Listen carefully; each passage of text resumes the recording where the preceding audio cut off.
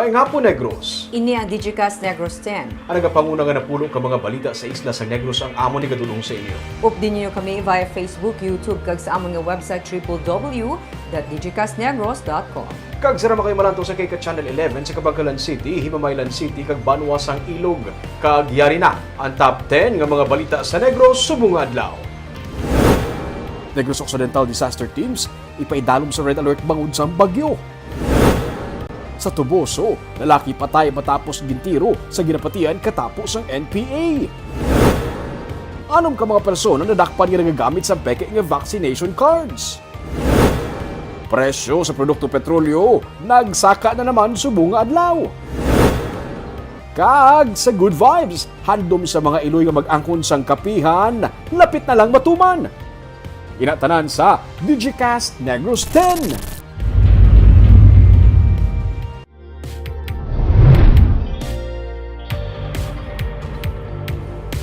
Sa number 10, 65,000 pesos nga bonus o kun extra blessing ang pagabatunon sa mga empleyado nga regular kag casual sa provincial capital. Ini ang ginanunsyo ni Governor Eugenio Jose Lacson sa lights on ceremony sa nga Provincial Capital Park and Lagoon kagabi kadungan man sa iya nga kaadlawan. Ginsugata sang hinugyaw kag palakpak sang empleyado ang amo nga announcement sang gobernador. Sang kagabi mismo, ginsiling ni Vice Governor Jeffrey Ferrer nga kasubong na nga ginaprubahan ang amo nga request sang gobernador sang sangguniang panlalawigan. Nagpagwa naman sang pahayag ang Progressive Alliance of Capital Employees nga nagapasalamat sa gobernador para sa amo nga lihok. Ginsugata man sang pila ka mga negatibo nga komento ang amo nga kantidad sang bonus suno sa pays dako man ang ginsakripisyo sa mga empleyado, ilabi na ang mga health workers. Dugang pa sang pays ang ginkuhaan sang pondo indi kasubong sang source sang para sa basic kag health services. Sa mensahe naman sang gobernador kagabi, siya naga-wish sang para lamang sa iya nga kaugalingon. Siya ang naga-wish nga ang tanan magapabilin sa Pink of Health. All government employees, regular and casual, will be receiving 65,000 pesos per month. When it's your birthday, people will ask you, what do you wish for? I said, I don't wish anything for myself alone, but I wish that all of us will remain in the pink of health always. Merry Christmas! Avance, Negrense!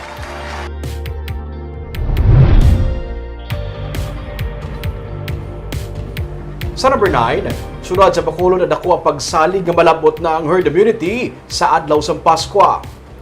Yara na sa kapin 92% na bakunahan sa masobra sa 410,000 ka individual nga target pabakunahan sa Bacolod. Masobra na sa 70% ang fully vaccinated. Suno kay MA ang Executive Director sa Emergency Operations Center, kung hindi lang bangod sa ginapaabot nga bagyo Odette, rason sa pag-suspend sang ikaduha nga National Vaccination Days, sara nga malabot sang syudad ang herd immunity antes ang adlaw sang Paskwa.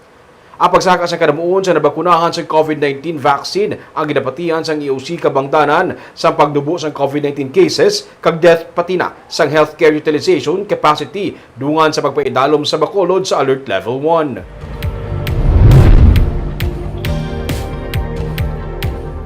Sa number 8, naglabot na sa 30,000 ang nabakunahan sang booster dose sa Bacolod sa mga vaccination center sa mall.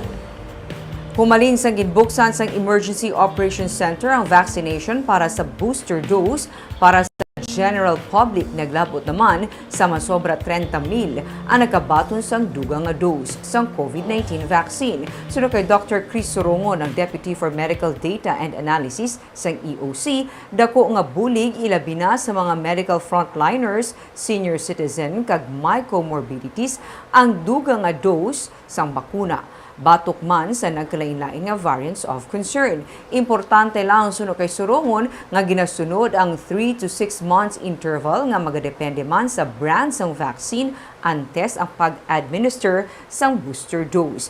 Maidid man nga ginausisa sa mga vaccinators ang mga vax card sa mga luyag magpa-booster shot agud madapatan sang recommended vaccine ang vaccinee kag mapaiway ang vaccine mix-up. Gina-anticipan nato nga may masulod na bagong variant nga Omicron. No? So, laing ginaya kung imong antibody response na boost para at least preparado ka for any eventuality. Plus, we are also taking into consideration the advent of the holiday season. So, there will... Sa number 7,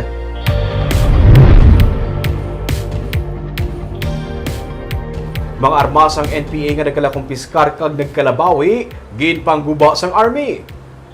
Ginpatigayon sa kahapon sang 3rd Infantry Division sang Philippine Army ang demilitarization ceremony kung sa diin ginpangguba ang mga armas kailan na-recover gikan sa rebeldeng New People's Army. Pitutanan ka mga assorted long firearms ang ginpangguba. Sunod sa kay Major General Benedict Arevalo, Commander sang 3rd ID, demilitarization sa mga armas amo ang pagpakita sa publiko sa mga ginausar nga armas sa mga rebelde para sa ilang mga kalakasan kag para mapahibalo ang pumuluyo nga ini ang hindi na sa liwat mausar pa.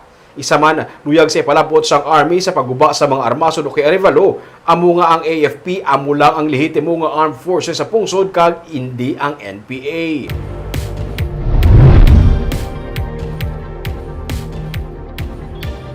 Sa number 6, lalaki patay sa pagpaniro sa ginaalegar katapo sang NPA. Patay ang 30 anyos nga si Mariel Encargues alias Kulafu matapos gintiro sang makapila ka beses sa ginaalegar mga katapos ng New People's Army kahapon sa Barangay Bandila sa Banwa, sang Toboso. Sunod sa investigador nga si Staff Sergeant Eugene Kangki, ginsulod sang 5 ka mga armado nga persona ang furniture shop kung sa diin nagaobra si Encarquez kag siya ang ginpahapa upod sang 4 niya ka mga kaupod sa trabaho.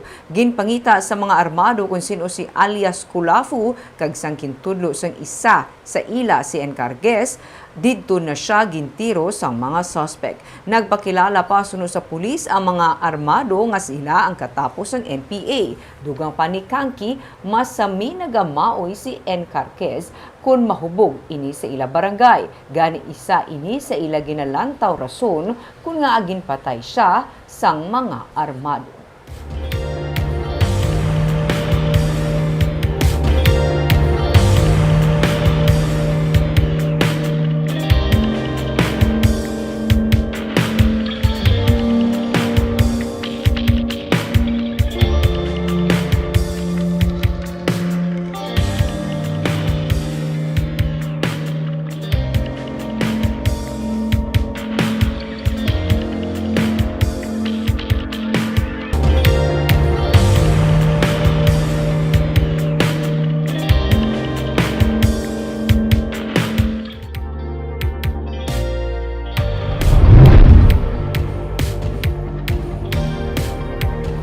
Sa number 5, anong tanan ka mga persona nga nagagamit sa peke nga vaccination card nadakpan sa ilang pagsulod sa Bacolod City. May report si Nico Delfin. Dugang nga anom pa ka mga persona ang sarang mapasakan sang kaso sang madakpan nagagamit sang peke nga vaccination card sa ila pag-abot sa Breadcoport. Suno kay Ang, Executive Director sang Emergency Operations Center, ang 5 sa ila nga nag-abot sa Bacolod ang mga trabahador sa isa ka milling company kag ang isa taga-syudad sang Bago. Gintugyan na sang EOC ang insidente sa City Legal Office agud mapasakaan sang reklamo ang anom ka mga persona.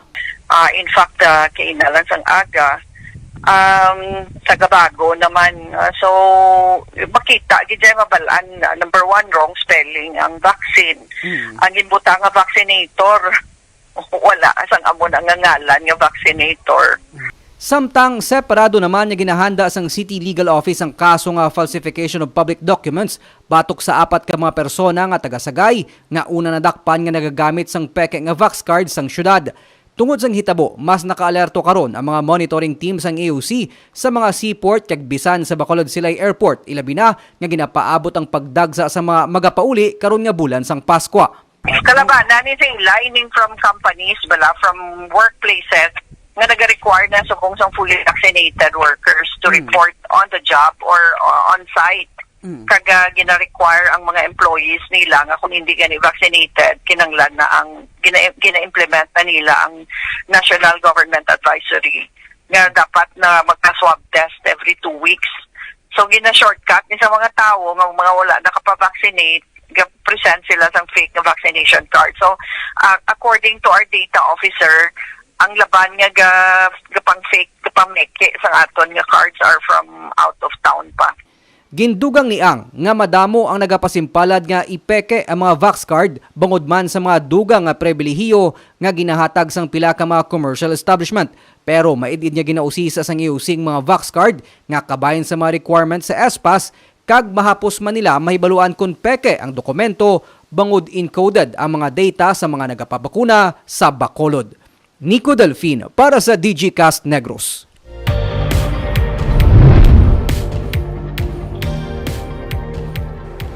Sa number 4, big-time oil price hike ang ginpatuman subong nga adlaw. Matapos ang 5 ka semana nga rollback sa presyo sang gatong, subong nga adlaw isa naman ka big-time nga saka sa presyo ang ginpatuman. Naglabot na kuntani sa sobra 6 pesos ang rollback sa kada litro sang gasolina sa sulod sang 5 ka semana kag masobra 5 ka pisos naman sa kada litro sang diesel. Pero sumugod subong nga adlaw liwat nga nagmahal ang gasolina sang 1.60 sa kada litro samtang 1.35 naman ang ginsaka sa kada litro sang diesel. Suno sa industry expert, amat-amat na nga nagtahaw ang kakugmat sang kadaman sa bag-o nga COVID strain, gani liwat naman nga nagsaka ang demand. Nagasaka man ang presyo sang gatong sa world market.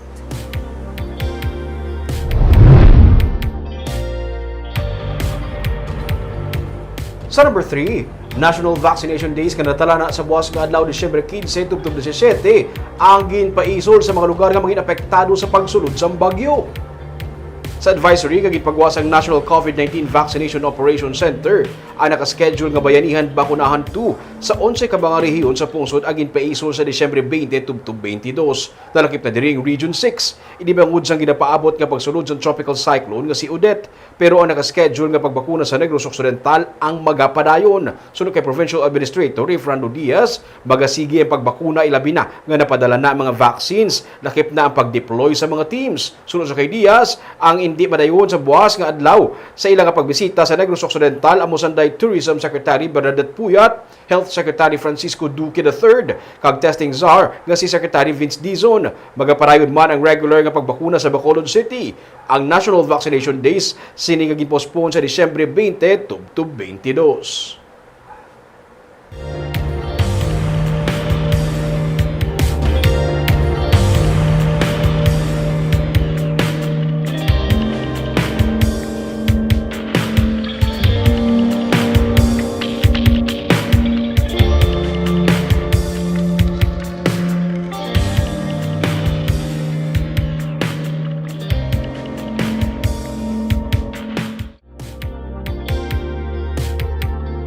Sa number 2,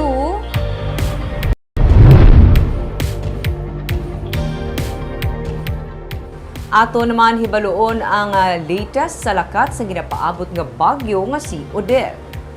Sirayang isa na ka severe tropical storm samtang nagapakat sa west-northwestward sang Palau. Ang sentro sini ang yara na sa 1,165 kilometers east of Mindanao. May maximum sustained winds ini nga 95 kilometers per hour kag pagpangmadlos nga tubtob 115 kilometers per hour. Subong nga hapon o kon karon sa gabi ginapaabot ang pagsulod sini sa Philippine Area of Responsibility o KUNPAR kag hingadlan ini bilang Odette. Paabot nga maga-landfall ini sa Caraga o kun Eastern Visayas sa Huwebes ang hapon o kun gabi. Dako ang tsansa nga ipaidalom sa tropical cyclone wind signal sa Visayas pati na ang portion sang Mindanao. Signal number 3 ang pinakamataas nga posible nga storm signal level nga pagadalon sang bagyo. Kaag sa numero 1 sa mga balita subong nga adlaw.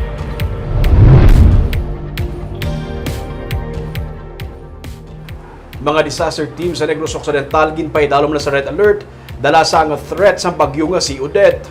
Ginapaabot nga magalabay sa Southern Negros ang bagyo, pero sulod sa pamuno sa Provincial Disaster Management Program Division, ang bilog sa gihapon nga probinsya ang maapektuhan bangod sa kalapad kag kakusog sa ulan nga pagadalon sini. Ang pagtinlo sa mga waterways kag pag-review sa mga contingency plan ang ginaduso. Suno kay Kailian, tugaman sa pag-ulan sa nagligad nga mga inadlaw, may paghumok na sa duta gani mag-aligmat sa landslide. Sa report gikan sa Mines and Geosciences Bureau, may 20 ka mga barangay nga na-classify very high landslide, kag 56 naman ka mga barangay nga na-classify very high flooding. Ini mga barangay gikan sa Don Salvador Benedicto, Silay, Victorias, Manapla, Ilog, Kabangkalan, Ibimagalona, Cadiz, Talisay kag Murcia. Ang ini nga mga barangay ang ginaabisuhan nga dapat gilayon mag-evacuate kung malabot na ang flood kag landslide threshold. May mga gin-classify man bilang high kag moderate landslide kag flooding. Samtang ginaplastar naman ang mga evacuation areas, lakip na pagsunod sa mga protocol karon nga nagapabilin ang COVID-19 threat. They have to take precautionary measures, no, for the possible flooding, flash flood and landslide. As of now, no, the track is ara sa Dalum sa may areas in pasulod sa Kabangkalan, Kawayan area. Southern Negros. But dako ini siya, no. So kundra siya ang iya kundra ang ay mag-agi, meaning bilog man gyapon nga probinsya. Sa Good Vibes, malapit na lang mahatagan sang katumanan ang luyag sang kooperatiba sa mga Iloy nga magsugod sang negosyo nga kapihan. Paano aton hibaluon sa report ni Romeo Subaldo. Si Bona Cordova sa tuanay nagatrabaho sa pantry sa isa ka BPO company ug aling bangod sa pandemic namuhin sang tawo ang iya employer kay kalabanan sa mga empleyado naka-work from home. Gani nawad-an siya sang trabaho. Single mother siya kag may 3 ka kabataan. Para maigasto sa pangadaw-adlaw, nagalibod siya sa mga pagkaon. Isa siya sa 15 ka mga miyembro sang RCC Cooperative nga natagaan sang libre nga livelihood training sang Technology and Livelihood Development Center. Puto nga may kalabasa kag malunggay ang isa sa mga gintudlo nga recipe sa ila. Nalipay si Bona nga dugang naman ini nga ihibalo para sa iya. Ako niya daw, ano lang to yan mo daw, als-als. Tiin niya may matunan kapag idya. Aktual gid lain ang magtuon sa YouTube sa aktual. Oo, lain. Kay tungod? Tungod niya, wala tiya gahambal daw, humon mo lang tiya. Isa lang si Bona sa mga nawadaan sa trabaho nga katapos ang kooperatiba sini nga pandemic. Suno si ida presidente nga si Marilyn Espino, bangod kadamo sa nawadaan sang obra sa iya nga mga miyembro, nag-ayo siya sa Rotary Club of Metro Bacolod nga buligan sila sa training. Gusto nila i-convert sa kapihan ang ilang multi-purpose center para may income ang ilang mga miyembro. Ang ginano namon nga mga coffee shop na lang kag na pandesal para ang akong member na may income man kada adlaw. Kaya ka mo kabilog, ma'am? Bali sa subong 15 lang kami kabilog. Ang puro kabugwason sa Barangay Mansilingan, ang adopted community sang amo nga club, ganiliwat sila nga ginbalikan sang Rotary para mabuligan. Sa bulig sang TLDC sang Negros Occidental Government, gintraining sila para makahibalo sila sa pagbake sa mga pagkaon nga manamit ipare sa kape. Sunod sa presidente sang club nga si Giants Salgado, hindi nila gusto nga magduho lang sa material nga bagay sa sini nga mga Iloy. Gusto nila matagaan sila sa training nga ila magamit bilang pala nga buhian. Ang ilang heart sa community is maubra sila sa, mabaligya sila sa kape. So, per sa kape, ini ang mga pandesal, ini ang aton mga cookies para sugudan nila. Kag sa bulig pagid sang Liceo de la Salle Department of Advocacy, natagaan pagid sila sang libre nga oven para makasugod sa ilang nga pagbake. Luyag sang Rotary nga sa ila mismo nga mga miyembro sa kooperatiba magahalin ang kapital sa ilang pagnegosyo. Ang ilang capitalization magahalin sa ila. Okay. Para i-value nila ang ila mismo kwarta. Then after that, at the end of the year, they do profit sharing. Plano sa kooperatiba nga magamot-amot sa tag 500 pesos kada isa para makasugod. Ang ilang multipurpose center ang iga-renovate man sa bulig sang isa ka paint company. Para kay Bona, simple lang ini nga bagay nga ginamot-amot sa pribado nga sektor, pero dako ini nga bulig sa mga parehos niya nga nagapanghimakas sa kada adlaw. Obra-obrada ko nung sinuda mga tawag-tawag eh. Oo, obra-obra. So kung makakapihan ka mo din ako siya nga bulig para sa imo. Dako gid siya nga bulig eh. Sabi estudyante pa ko. Nagalaom sila nga sa simple nga kapihan, amat-amat nila ining mapadako, kag mangin source of income sa mga katapos ang kooperatiba. Barbaria, pinasahi naman yung klase ng gift, hindi material nga bagay, kundi gift of knowledge kung yung i-impart sa mga nanay para panugod sa pagnegosyo. Min kada mo no sa inabalang nabuligan sa sina no skills training, di ba? Ang tawag sina na inang kung may abilidad ka lang yung tinad, matinad ka gid. Kag hindi na siya simple nga dole out barb nga paghatag sa isa ka bagay, hatag sa imo ni Aria, do forever, makip mo ang knowledge kag magamit mo sa panganuan man. Teaching them how to fish ko naman. Hindi na balya. Kanga mo yan itong mga balita sa Negros subong nga adlaw. Kay man sa panahon karon importante nga may ihibalo ka sa nagakatabo sa imo nga palibot. Pero dapat balanse kag eksakto ang mga impormasyon. Padayon kami nga magapangalagad sa Negrosanon. Ako si Barbara Mijares. 11 days na lang, Pasko na. Tubtob sa buwas, ako naman si Romeo Subaldo, mayong ngapo.